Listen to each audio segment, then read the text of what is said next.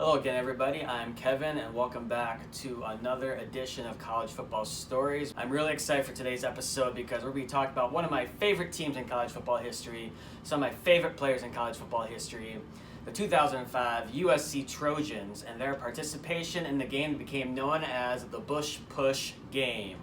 That was the game with Notre Dame. It took place October 15th, 2005. Now, USC and Notre Dame, this is a big, historic rivalry. Many classic games, wonderful, fantastic plays, great seasons all throughout the years. But leading up to this 2005 game, it had not been so close. The three prior games before this, USC won by 31 points, each of those three games. It was not close. USC was in the early stages of building their dynasty with Pete Carroll. They'd been winning national championships. Notre Dame had fallen on hard times. But this year was going to be different because this was the first year they had Charlie Weis at helm. He came from the New England Patriots, where he had been winning Super Bowls, highly regarded coach at that level. And so Notre Dame faithful was very excited, and Notre Dame looked like that they were going to be back this year. Coming into the game, they were ranked 9th. They were 4-1. They were looking really good. As we mentioned, USC had been really good. They were undefeated this year. They were blowing teams out. They had won 27 straight games at this point. People weren't talking about if USC might be the best team in 2005. People were talking about if USC was the best college football team ever at this point. But Notre Dame, now they're looking good. They had beat number 3 Michigan. Notre Dame was the number 9 team in the country. So USC number 1, Notre Dame number 9. The game was in South Bend, so on the road for the Trojans. So this was a very highly anticipated game.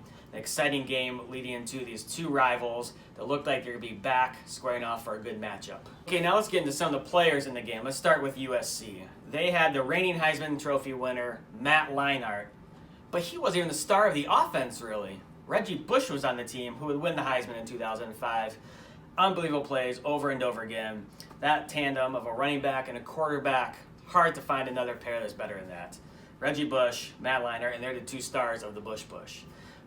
But the offense was loaded. They also had Lendell White at running back, which if he played for any other team, he would have been a star running back. But he was there with Reggie Bush, and so he was kind of always that second fiddle, despite being a really good running back in his own right.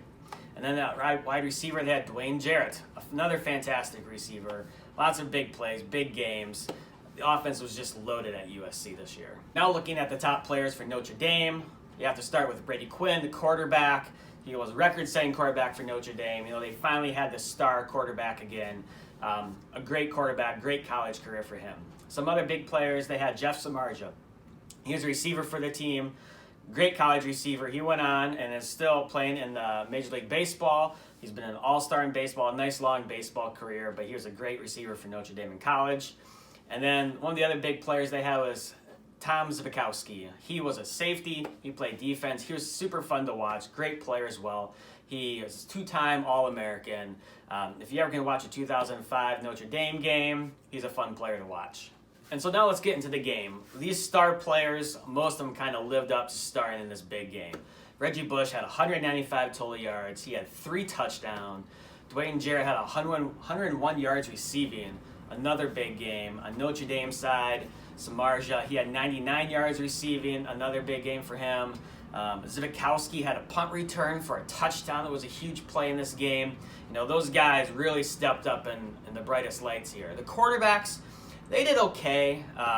Matt Leinart had over 300 yards passing, but he didn't have any touchdowns, and he had 2 interceptions, so it definitely was not his best game. Brady Quinn was all right. He had some yards. He had 1 touchdown, 1 interception. Nothing special, but he was all right. Didn't have the 2 turnovers, didn't have a touchdown, so maybe a little bit better than Matt Leinart in this game. But he played okay. Now this game, it lived up to the billing. It was back and forth. As some people might say, it's like a heavyweight bout. It was one team would have a big play, then the other team would come right back and just blows back and forth. The game kept going back and forth, stayed close the whole game. And so just a great game to watch from beginning to end. Now there were some missed opportunities by both teams in the situation. Notre Dame fumbled 1 time and down inside the red zone. They missed a 34-yard field goal as well. Some big opportunities missed by them. USC had a first down at the 11-yard line, and they threw an interception. So opportunities for both teams to kind of maybe break the game open a little bit more. Missed opportunities. So Notre Dame scores with just over 2 minutes left to take the lead, 31-28. So now USC gets the ball back. they need those star players to step up. And at first, things are not looking good. It quickly gets to 4th and 9. But then Leinart finds Dwayne Jarrett for 61 yards to move way down the field, and now USC is rolling. And at this point, USC does not have any timeouts left. They had to use them on defense. They used one really early in the half. So the clock is rolling, and they're in a situation where they want to score, but maybe not score too quickly so Notre Dame can't get the ball back. A situation that Pete Carroll, unfortunately, knows a little too familiar with his time as the Seahawks in the Super Bowl.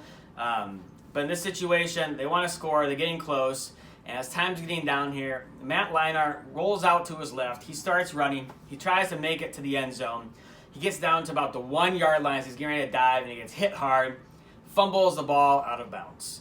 So the ball's out of bounds. The clock is going to stop, which is lucky for USC because if he would have been tackled inbounds, the clock would have expired and the game would have been over. There's about 8 seconds left. However, in this situation, the clock operator didn't stop the clock, and it kept running and running and running. And eventually it got to all zeros. And so for a little brief time, Notre Dame thought they won. They started celebrating. They started coming out in the field. The refs knew the clock was supposed to stop. They sorted things out, got everybody back on the sidelines.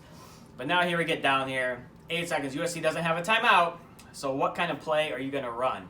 And so, maybe you can do a quick pass. USC decides to do the quarterback sneak.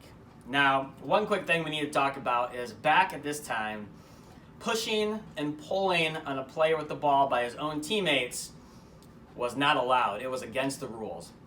It was probably never called. I never remember that ever being called in a game. But at the time, it was against the rules. Okay, so they're going to do the quarterback sneak. They snap the ball. At first, Leinart is stonewalled. He does not go anywhere. As he kind of tries to spin a little bit over to his left, roll a little bit, at that point, Reggie Bush knows that he's got to help out. This is it. They need to score. And he gets up there, and he gives that big shove just to kind of move Matt Leinart over to the side where there's kind of that opening, and he falls into the end zone. Touchdown. Game over. USC survives to stay on their magical season, which would eventually end in a loss to Texas in the Rose Bowl in the championship game. But that game, they were able to get down there with the help of Reggie Bush, doing the Bush push, getting Matt Leinart into the end zone for the win and what is truly one of the greatest games that I've ever watched in college football. So now that you know the story behind the 2005 Notre Dame USC game, which was the Bush push, let's take a look at those final couple plays. Matt Leinart rolling to his left. He's going to tuck it under. He is stopped short. Officials still talking. Down at the... See if Matt Leinart gets out of bounds. Remember, no replay in this game. Ball comes out. The ball's out. Ball comes out. So that the clock should have stopped, right? There were about 5 seconds remaining. The clock should have stopped. One official signal. Leinart going to try to sneak it ahead. He got in. Touchdown, SC!